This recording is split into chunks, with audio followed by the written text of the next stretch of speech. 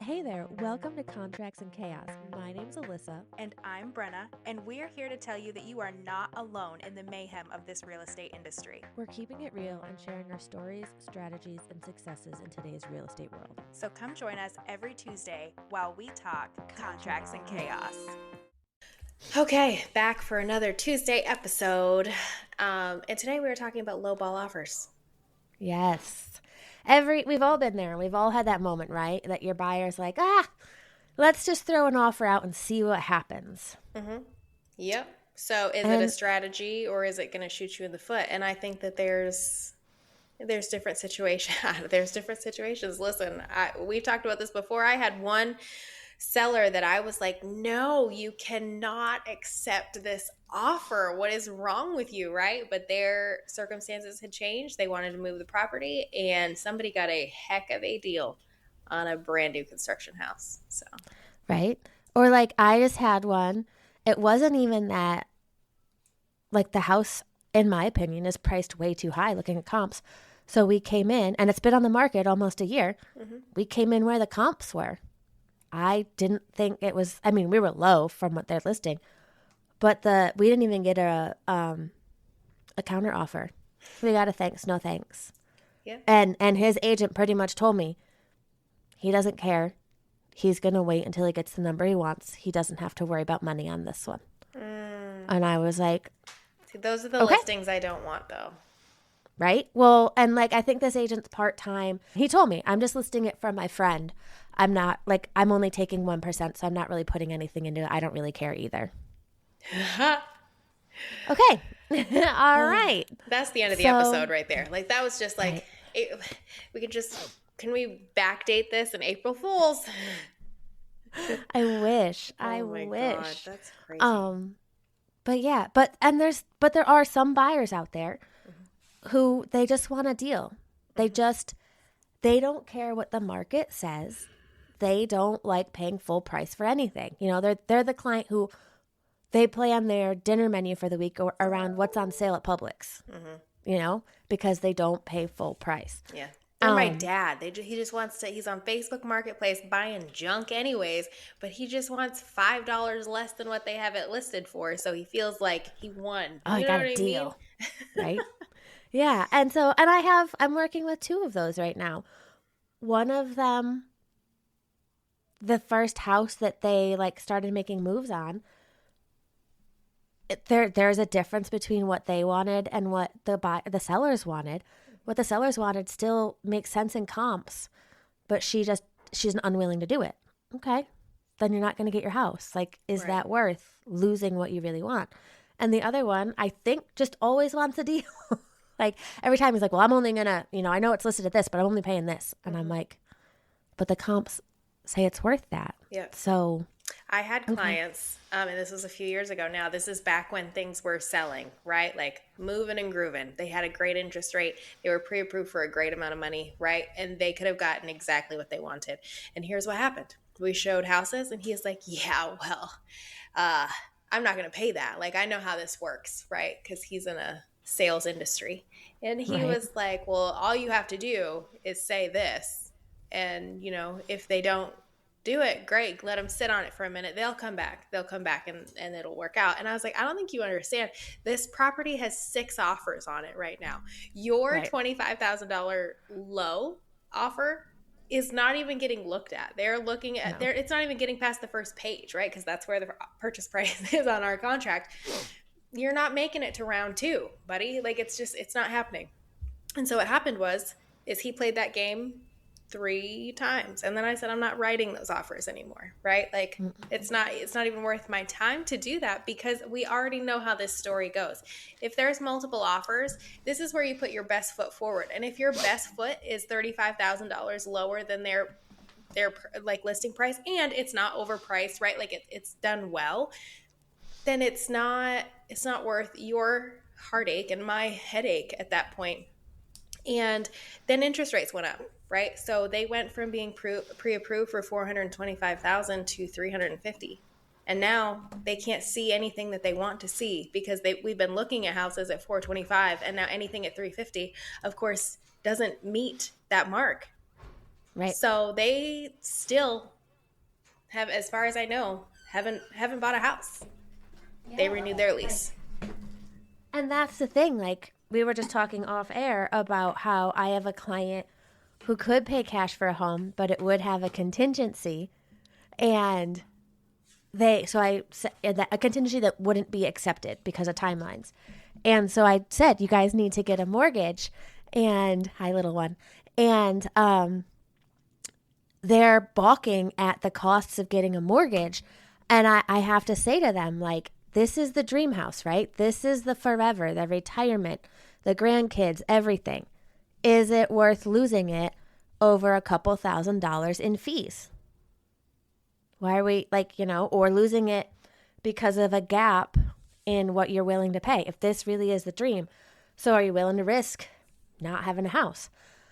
And I think what's important is to remember sometimes this is like a psychological thing, especially, I hate to say this, especially with older men.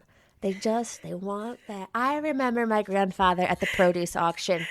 Oh, I want 10 heads of lettuce for 25 cents a head. And the guy was like, the auction ended at 50 cents. He's like, I'll give you 25 for what's left. And he was like, the auction's at 50. That's so, sometimes. It's hard because like things are expensive, right? And I respect that. I know that, right? I just went and bought groceries too. I filled up my gas tank. I understand, right? Everybody's wanting a deal, but here's the thing. Like, we're not getting those deals unless that property has been grossly overpriced or sitting, in my experience, right? Grossly overpriced or sitting for at least 120 days. Because even 60 days isn't cutting it anymore, right? No, it's not that in big this of a deal. market. Nope.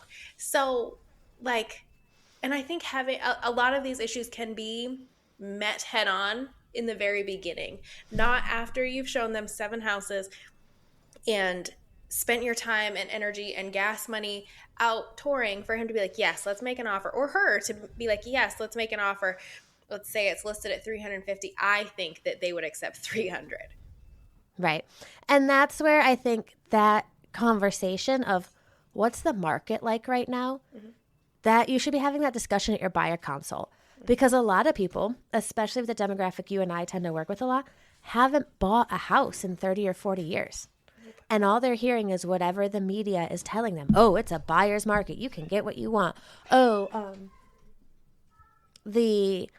prices are skyrocketing, and is it really going to be worth it? Are you going to? And so it's like, hold up, stop. So curb that right away. When you have that buyer consult, you need to explain, here's what the market's like right now. Here's what we're seeing and the strategies I'm finding that are working. Obviously, we'll discuss property by property, but just so you're aware, like, if this property is newer to the market, I would not expect to get it too much lower than what they're asking, unless there's data that can back it. And I think, so let's talk about when it can be strategic. So we've covered one. Now, the length on market for how long it's been, quote unquote, sitting depends on your market. They're very specific to different areas. It also depends on what those days were, though. Because, like, right now, if things were sitting on the market for, let's say, like, 120 days, right? They went on the market around Christmas. Right. That's the slowest time of year for us, right? Yeah. So they tried to get out ahead of it, and that just didn't happen. And now the market is picking up. Right. Or maybe it's condition. Maybe every home in that neighborhood is a 4-bedroom, 3-bath, and the rest of them have sold at $550, and this one's listed at, $560, but the condition isn't the same. Yeah, it's a 4-bedroom, 3-bath, but it has hoarders in it, or it needs all new flooring, or something significant that it's not worth that. Then that's where but you have to back it up and show that seller, that listing agent, hey, here's why. Or maybe it is overpriced compared to the comps. I ran into that this week. The comps say, there's no way in hell we're paying what you're asking. The seller said, I don't give a shit. But that's a whole nother thing. So maybe the seller is showing signs of motivation, this is where this one we were just talking about caught me off guard too, because he just lowered the price 30 days ago. Yeah. So why are we not at least countering an offer? But that's where you have to have, that conversation with your client to say, okay, if we're coming in low, I have to have the data to back it up, because we have to show that we know what we're doing and we have a strategy, not that we're just throwing spaghetti at the wall to see if it will stick. Right. Yeah, and I've done that. There's been a couple of times that I'm like, hey, this is where my clients are at, because honestly, like, I've done the research, I've pulled it out. I can't get this to make sense more than this amount. Right? And it does no good to get you under contract at a price that the appraisal is not going to support, right? I do appraisal packets, so I have all that information put together. And when I can't justify or make it make sense for anything over 325 and they're asking 356, like that's a big swing. So do we go under contract with $2,500 in due diligence for the appraisal to come in low and the seller to say, no, I still want that amount, and now you're out $2,500, and we would have known that ahead of time because I can see where the comps are at. You know what I mean? We're writing an offer later today. We're putting in an appraisal contingency. Oh, nice. I haven't seen one of those to see if he'll right? I haven't either, and the seller's agent suggested it because he knows where his client's at, and he was like, well, maybe, and I asked, I said, do you think he'll accept one? Like I don't want to waste your time or mine. And he was like, you don't know if you don't try. He's like, I haven't had those conversations. Again, I was just like, but yeah, maybe that's what you need to do. And that's what I told my client. I said, I'm not letting you come up on this without that in place. Yep. Because she is a single mom. We've been down this road. She lost a property before and she got lucky. The sellers realized and they gave her her money back, but it was still, she'd already paid for an appraisal. She'd paid for inspections, all the things. And I was like, we're not risking your finances over a dude if he's not going to sell at the appraised value for you. Yeah, that makes no sense. The idea is to not just like you said, spaghetti at the wall and just like, well, let's just shoot our shot and see what happens. Now, I am a pretty aggressive negotiator on the buyer side, right? I'm a firm believer that the worst thing they can say is no, but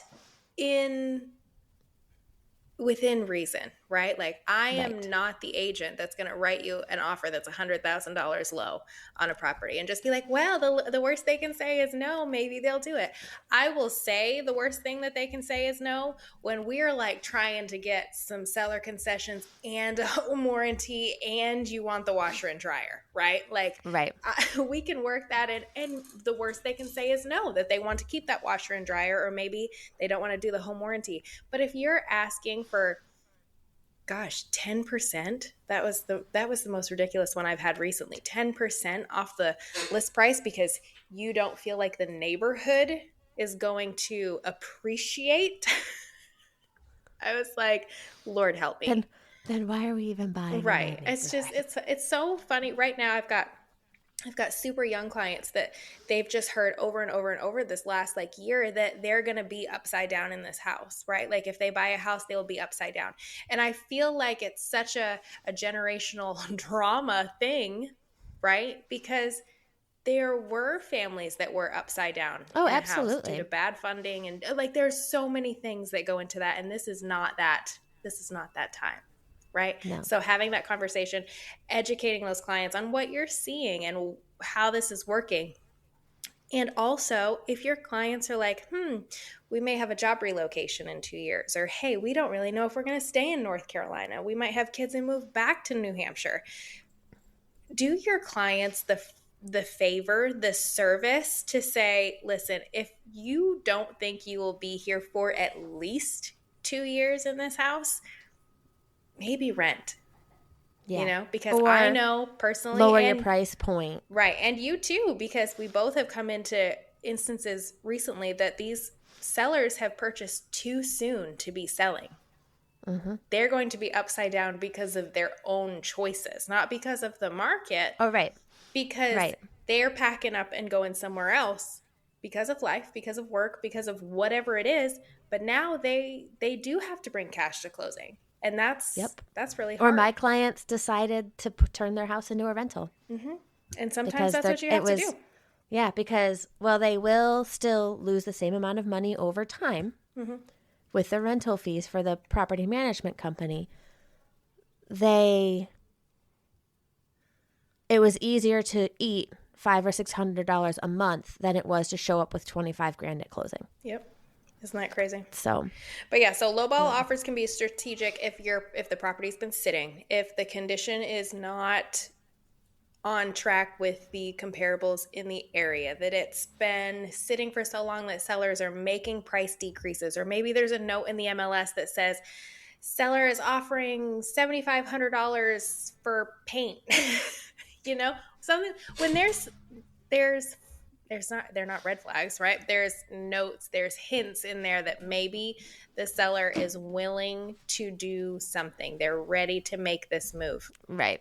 And then when it's self-sabotage is when, like, if it's a brand new house, I'm not asking for $30,000 off the list price, No. or 25,000 or 10,000. I will ask for some closing costs, right? But there's situations that doesn't work. Like you just said, a new house in Clover, it's a great neighborhood. It's the first weekend on the market. We're not getting a 60 or 90-day close on this. We're not getting a 45-day due diligence period on this. We're not getting, because it's, and explain it, say, as a listing agent, I would laugh and be like, no way can I let you do this in, Right. Yep, a good frame of mind, because it's not setting you up for the best success that I know that we can get. Right. And don't listen to your financial planner. They're not realtors. They're not in the market. They don't know what houses are worth. Mm-hmm. But I think another self-sabotage is if the buyer's emotionally attached to the house, then why are you ruining the dream? Right. Why are you this is everything you've pictured. And because I somewhat walk my clients now, especially my buyers, through a mini 10-year letter. Tell me what your life looks like in 2 years if after this house. Does the daily lifestyle at this house fit that picture that you had for what you want your life to look like? Yep. Okay. Then if this truly is the one, are you sabotaging the dream over a couple $1,000s when all of the data says that this is priced correctly? Yep. Yep. And it's a reality check that you have to give to them, right? So the best thing is they're like, well, we know that there's another offer on the table, right? And they're like, we still want to be at this price. Okay, well, that's fine. Because if this is your highest and best, this is what you would pay for this house. That's great. But what I don't want is for you to see that this house closes in 3 or 4 weeks for $5,000 more than what you offered. And you're like, I would have paid that, right? You need to be okay with wherever this house sells. If it sells for $1,000 more or whatever it is, you need to be so confident in your number that you stuck out there that you're not going to have any regrets over this, because once it's gone, it's gone. And we can't always be like waiting days either to figure this out, because some houses have been on the market for 6 weeks. And then again, it's springtime. People are out and circulating again, and now they have multiple offers, right? Yep. So you have to go ahead. Sorry, go ahead. An aggressive offer can do two things. Like if you're aggressively low, it can either open the door for a conversation or it can shut it. Mm-hmm. And that's what we experienced this week, where even though the comps backed it up, I didn't know the psychology behind the seller, but he said, thanks, no thanks. We didn't even get a counter. Mm-hmm. Are you willing to risk that? Are you willing for them to say, no, we don't even want to talk to you anymore? Yep. Because that's a hard conversation. That's a hard thing to pedal back from, right? So if you are that guy, and I keep saying guy, but if you are that buyer that came in $25,000 low, and the seller said, thank you, we respectfully decline your offer, right? The end. I had an agent angry at me a few weeks ago that we didn't counter. I'm like, my seller felt like we were too far apart to make it worth countering, right? So if you counter, if you submit a really low offer and they say no, and then you come back up magically $18,000, now you just look like a jerk. Well, and you look desperate. Yeah. And they're going to take advantage of that. And that's what I'm trying to guide my client through right now is because she's like, okay, then we'll just come in with full price appraisal guarantee. And I said, no, whoa. No, because yes, if we have an appraisal contingency, but otherwise, absolutely not, because he's going to walk all over you. And you don't want to be upside down in a house because you paid too much for it. That's the only way that you can be upside down in a house right now. If you truly paid too much for that house. Yeah. But a good thing And a good thing that, and I've actually said this several times before, is it more important to get a deal or the house, right? Like, and that goes back to if you find out that they accept another offer and it closes and you can see that it closed for $5,000 more, will it be worth it? Right. Right? Because Right. then And I it's not think, always about the numbers. And this is where you start as a buyer's agent too, to be like, I understand that 325 sounds better in your head than 335. But let me explain to you how $5,000 in seller concessions or $7,500 in seller concessions can actually make so much more difference to you. And psychologically, it's easier for the seller to say yes because the list price matches what they have. right. Yep, exactly. Like we can still get you the payment that you want. We just play the numbers. We structure the numbers differently. Mm-hmm. Yep. So yeah, and I love that one. And I think I have to have that conversation this week of, actually today, what's more important, saving fees on a mortgage right now or getting the house? Mm-hmm. You know, because like if we wait for you to get this other pre-approval that's going to take days, you might lose the dream. Are you willing to risk it over what is probably a couple $1,000s? So the other thing is pull the data. Show the list to sale ratios. Like show your clients like this is what the market is doing. It's not just my opinion. This is what is happening. So, and that's why what you want to do is unrealistic in this situation or I've done not that going to be successful. before. You do the quick CMA, at least on our MLS, you can pull a comps within, like, you dial in whatever you're looking for, the 3-bedroom, 2-bath, 1,500 square feet, 1,600 square feet, and you can pull them for like the last, whatever, 60 days, 90 days, however active your market is. And it'll show you on that sheet, like the list to sale price, the percentage. So if you're trying to get like 5% off the list price, right? And you can see that historically these houses around there have been selling at 98 and 99% of their list price. Why would, Right. if the listing agent has done their research too, why would they advise their client to take that offer? Yeah. Yep. Unless they're in a situation you're unaware of, but the likelihood of that is not as high as you think it is.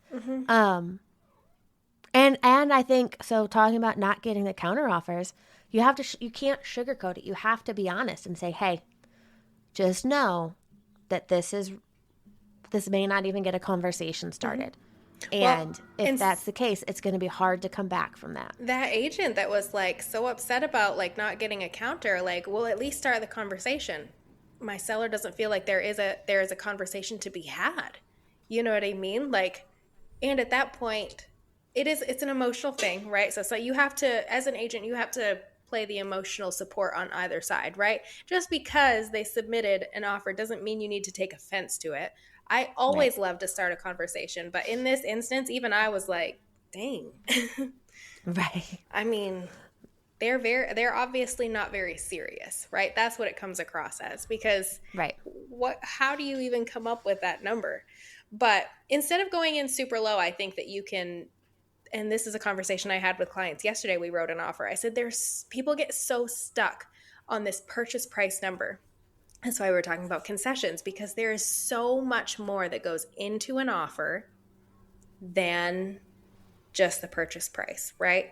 Like this particular house, the sellers have already had to move because they needed to move for work. I knew that because I'd reached out to the agent. So really, timeline is important to them because they don't need to be carrying 2 mortgages at this point. And say a concession is easier for them right now than managing repairs with them being out of state, or those kinds of things. A home warranty that makes your buyer feel a little bit better about maybe the water heater's old, or things like that, that you can make it work so the offer gets accepted and your clients are covered with the terms that really work for them long term. You know what I mean? Right. Because, and maybe if the number is low, then we're not, like you said, we're not also asking for closing costs. Like if it's low, the cleaner, the better. Yep. Because that all eats into a seller's bottom line. And that's what I always try to explain to my clients too, is like, you know, when we sell your house, this was your number. They have a number.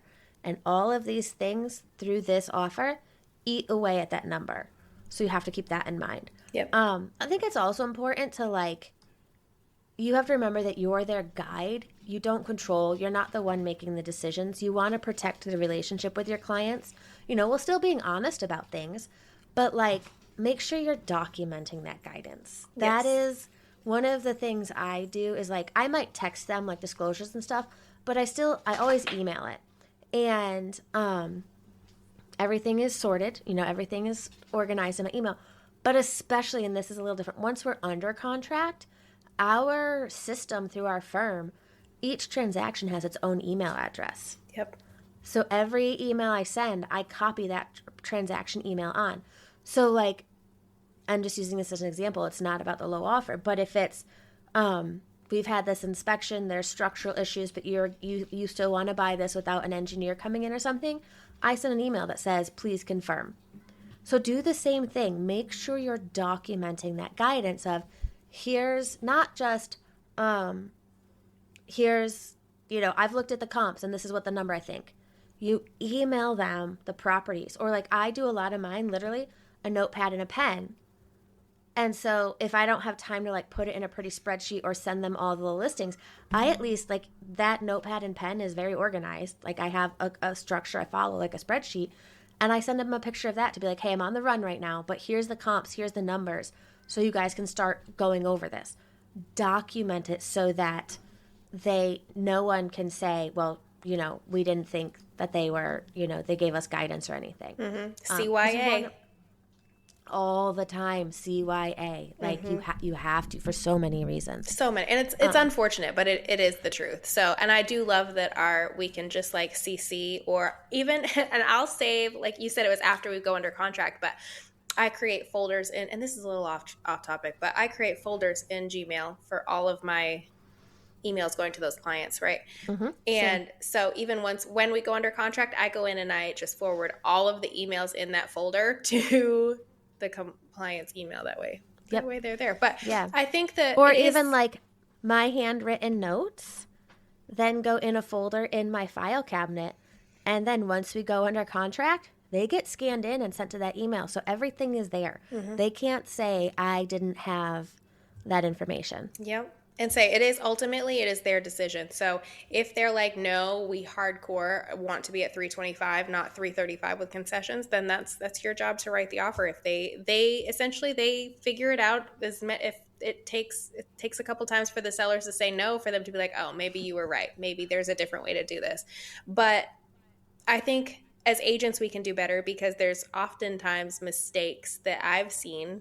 And I mean, when I first started, I did, right? Like my clients want to write an offer. I'm going to write you an offer, right? I'm ready. I will write whatever you want to put on there. And I think over the years, I've just been able to be like, I've done this enough times. I've sold enough houses to have an idea of what I think will work best for you and work for the seller, right? So right. Like I'll write it. Let's try it without having a conversation of why they want that number or what their end goal is, right? It's just like when we're searching for houses. Why do you need that fourth bedroom? Oh, I work from home. I need it as an office. Okay, so a landing on the stairs is going to work okay for you to put a desk and have that designated space for you to work instead of that fourth bedroom. Same thing with an offer. Why do you want to be $10,000 less? Well, I'd really like my payment to be lower. Okay, great. Let's ask for a $5,000 concession and you can use that to buy down your interest rate. That's going to affect your monthly payment for years, not just this because $5,000 on a mortgage over 30 years doesn't really change your monthly note that much. I'm real sorry to say it. But it's true. So having those conversations and like, why is this important can help you structure that offer to work for your buyers, but actually be stronger than just lowering the purchase price, Right. You also have to be confident enough to say something. Hey, I think this is one of the biggest ones. Yeah. I think that $25,000 is too low. I do. And here's why. I think you're shooting yourself in the foot before we even get started. Mm-hmm. If you are too aggressive to go under contract with, it's only going to make our negotiation process for inspections or repairs down the road harder because they feel like they were taken advantage of in the beginning. Yep. Yep. Yeah. And along with that comes over promising your negotiation outcomes. Like you can't say, well, I can negotiate through that. There's no guarantee because you don't know what the other side is or isn't willing to do. Mm-hmm. And you may be the best negotiator, but that doesn't mean you can control it. So you don't want to overpromise on that. Mm-hmm. You also need to make sure like you're preparing your clients for seller reactions. Aggressive seller reactions. Yeah, like, where they may say, even if you do bring a full price offer, you may have insulted them to the point where they say, no, we just don't want to work with you. It has nothing to do with the numbers anymore. We don't want to work with you as a human being. So you have to prepare them for that, to be like, are you ready? Like, are you willing to have them say that? Like, if we come in with this, are you okay if they say thanks, but no thanks, and please never contact us again? Yep. So I think another big one is like people get emotionally involved with the number. You know, like agents, especially if you're commission hungry, if it's been a while, you get emotionally attached. And just because you just want it to go under contract. And you can't do that. You have to do what's best for your client. Mm-hmm. Whether that's the lower offer or coaching them into an appropriate offer. Right. You have to do what's best for them, because you're not just writing offers for people. Like, you have to be managing their expectations and protecting their outcomes. I think that the best of your ability. That's like the best one-liner. I need that to be a clip after this episode. Like the whole managing the expectations but protecting the outcomes, because that's what we're paid to do, right? Just like, I mean, and we can't protect every outcome, but we have to try. Mm-hmm. Yeah, absolutely. So we have a few steps that I think are helpful when you're going in to either work with a difficult buyer for writing an offer, or even just presenting the best offer you can for your client, right? So and I mentioned this a few minutes ago, the property that we had gone to look at, I knew that the seller had already vacated the property, right? They already had to move for work. And I knew that because I don't call every agent before I go on a showing, right? Because God, sometimes that just takes too long. I showed 9 houses. You would have spent a whole day making phone calls last week because you had like 23 showings. Right. Sometimes it just doesn't make sense. But when we start narrowing down and they keep talking about these 2 or these 3 houses, I will reach out to that agent and say, hey, just finished up the showing. My clients are still talking about it. Is there anything I should know or be aware of as far as your seller, what's important to them in an offer or their timeline if we were to move forward with this property? Right? I'm not telling them we're writing an offer. What is it that I need to know? Have they already moved out? Do they need an extended timeline? Are they emotionally attached to the house? They raised their babies here. Like, it can be different. It can be different for everyone. One that I just got under contract last week, the sellers, this was the house that they built for their retirement.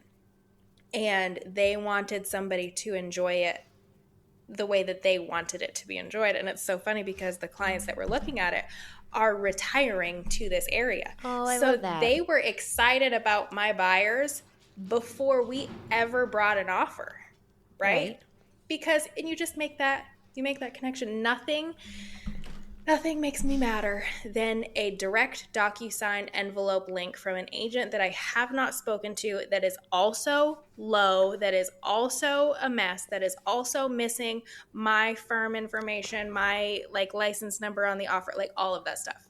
Nothing I can't stand it even if they do that once for under contract. Do not send me an email unless it's like, hey, you've told me, hey, I'm on vacation. I'm going to do this just to make sure it gets there before the deadline. Okay, cool. You've told me. I get it. The house I was just under contract on, everything was coming from DocuSign and the one time, hysterical, she forgot to change the message for me. And so I saw what she wrote to her client. Where she was bad-mouthing me.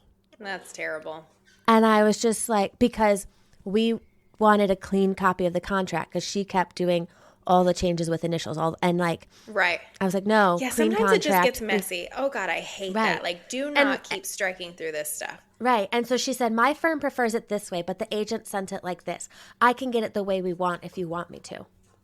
Well, my broker in charge is an attorney. Yes. And I asked him before I did this, and he said, you're wrong. Yeah. Thanks, though. Yeah. But yeah, don't do that. Anyway, back to the point of our episode today. Right. When you're having the conversations with your clients, maybe present 2 or 3 offer strategies, like the conservative one, the competitive one, and an aggressive one. Like, and say, here's what we could do based on the situation, based on the comps, and present all like a couple options that make sense. What toppings do you want on your pizza, right? This is your pizza. Right. What do you want? Do you want the washer and dryer and a home warranty, or do you want $5,000 in concessions? Or Right. do you really just want to see that it closed at $325 and not $335? Right. Do you want to mortgage that washer and dryer for 30 years? Or do you want to get $5,000 in seller concessions to lower your rate, and you can go get a washer and dryer on a Lowe's card at 0% interest? Which one makes more sense? But that just, and then again, it puts the ball back in their court, and it feels like, and because they do have the power, right? They are the decision makers, but they don't know the decisions, the options that they have in that moment. All they know, because that's all they've seen, is purchase price. Yep. So do your clients a favor and like lay out the options for them. Right. And then the other thing to do is to prep your buyer for what might be coming. We can submit this lower offer, but here's what might happen. We might not get an offer, or we might not get a counter. We might not even get a response. We might get a counter. And it might be as aggressive as your offer was, right? If you come down $35,000, they might counter right back at their original list price, because I've seen that happen too. And we have on here emotional seller reaction, because sellers do have emotional reactions, but I usually am the buffer between those things, or an emotional agent response. Sometimes I get worse agent responses than I do sellers. But I don't think...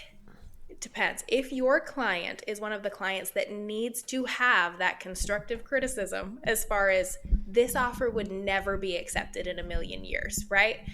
Maybe share that. But if the seller is just being kind of icky, or the agent is being a little icky, your buyer doesn't need to know that, because if we go under contract, that's only going to sour the relationship for the rest of the duration, in my opinion. No, I agree. Because, yeah, you don't want, like, you want them to know, but also be careful of how much you give them, because you don't want to mess it up. So I think my final thought for this is, like, a lowball offer, and you let me know if you agree with this, isn't just a number, it's a message. And I think we've kind of covered that, of, like, you're conveying what you think about the property, and you're conveying a lot of things that you may not realize are being sent with those numbers. Yeah. So what do you want the message to those sellers to say? That's what your offer really is. Right. That you're difficult to work with, unrealistic, and not serious, or that you're open to discussion, thoughtful, and this isn't saying offer over asking price, because I have had agents be like, I appreciate how considerate this offer is, right? Like we did some weird things in there. It's not just about the purchase price. Do you want to set the tone that you are easy to work with, can have a conversation, or that you're just coming off immediately aggressive and unrealistic, I think, is the best way to put that, if we're talking about specifically low ball aggressive offers. It's just unrealistic. Yes.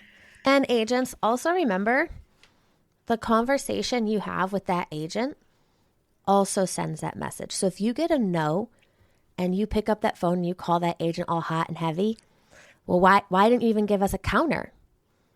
That tells them everything they need. I had it this week. We didn't get a counter. So I picked up the phone and I called, and I was like, hey, can we talk about this? Like, are we going to counter? Like, because I'd asked in a text, and I was like, I just said, are we going to get a counter? And he was like, no. And I was like, okay, let me call him and talk to him. And I had a very kind conversation about, like, what's going on? What am I missing here? Like, am I missing something that you're seeing and I don't for some reason? Mm-hmm. You know, I put the blame on me, and was very nice. And by the end of it, came to realize he even thinks the seller's an idiot. So, you know, but if you come in, well, why aren't you even going to counter?